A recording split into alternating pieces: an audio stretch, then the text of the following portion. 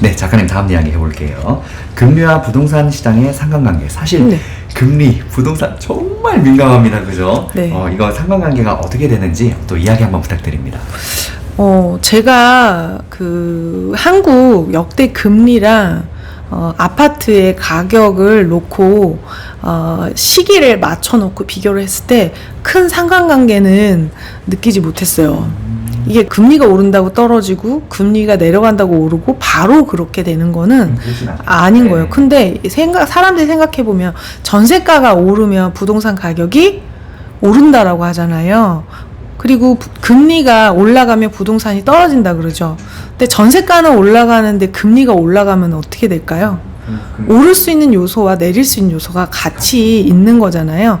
그러니까 이게 되게 섞여 있는데 이거를 뭐 금리가 오르면 부동산이 가격이 떨어진다 이렇게 얘기할 수는 없는 것 같아요.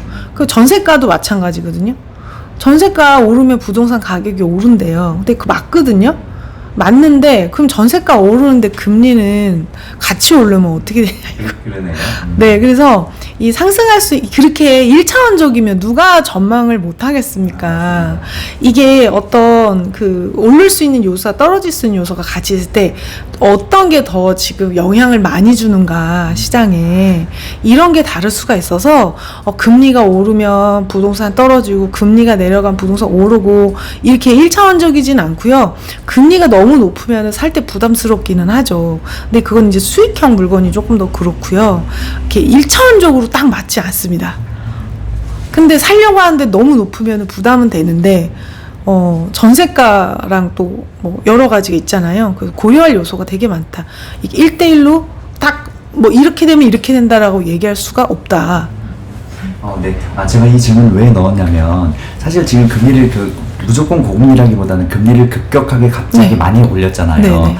주위에 이제 아파트를 하나 겨우 연끌해서 샀는데 변동금리를 샀으니까 네. 지금 너무 많이 네네. 올라가고 이게 감당이 안 돼서 집을 던져버리는 경우 저는 지금 굉장히 많이 보고 있거든요. 그래서 이 질문을 한번 여쭤봤어요. 네네. 네.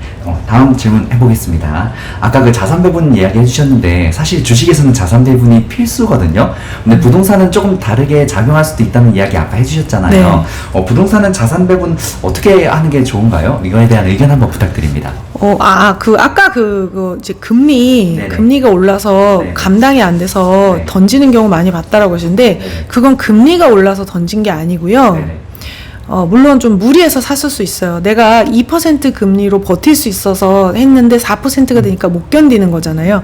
근데 만약에 매매가가 올랐으면 버텼을 겁니다. 그렇겠죠. 매매가가. 금리는 올랐는데 매매가가 떨어지니까 그렇죠. 견딜 수가 없어서 던진 거예요. 그거는 이제 금리가 오르니까 뭐 금매로 던지고 1차원적이지가 않고 금리가 올랐는데도 매매가가 올랐으면 이를 악물고 버텼을 겁니다. 당연히 그렇겠죠. 가격이 떨어졌으니까. 네. 그리고 자산 배분은요.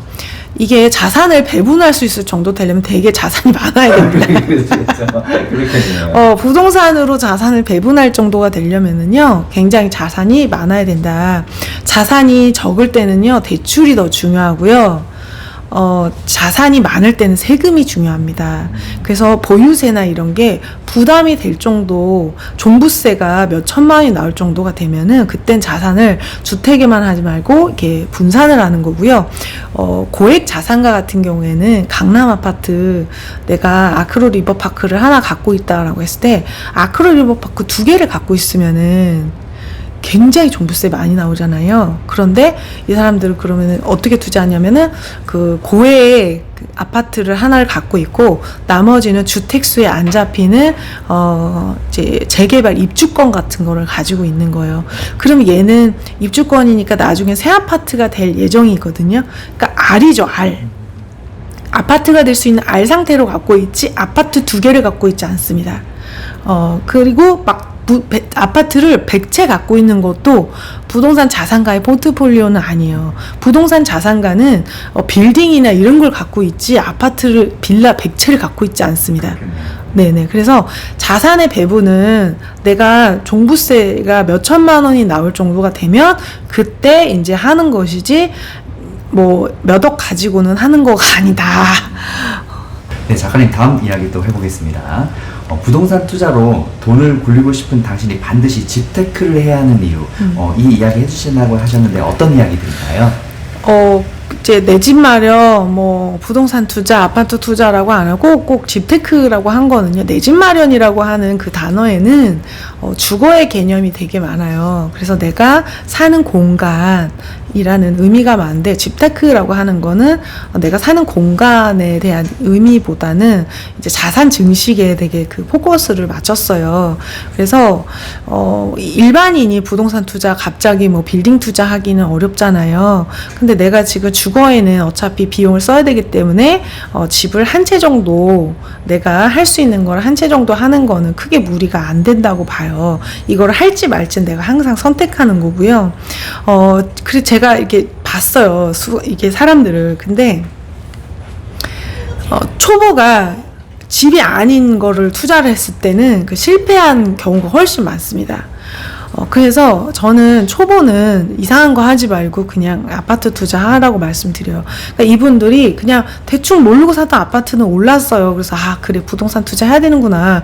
그래가지고 이걸 가지고 다른 거를 했을 때는 손해를 본 경우가 많아요. 막 오피스텔이나 막 지식산업센터 이런 거, 그 다음에 보통 막 많이 했던 투자 있잖아요. 그런 거 했을 때는 손해를 보신 경우가 많아요. 그래서 되게 집테크 뭐 아파트 투자는 누가 봐도 그 나쁜 물건은 눈에 좀 보여요. 그래서 가치 판단이 쉽습니다. 내가 거기 산다고 했을 때 이 돈 주고 살 것인가?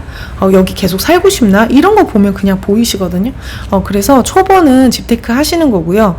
만약에 초보 아니고 나 되게 자산 많고 아는 게 많다 그러면은 토지 투자나 개발 이런 거 하시면 됩니다. 깔끔하게 정리해 주셨네요. 네네.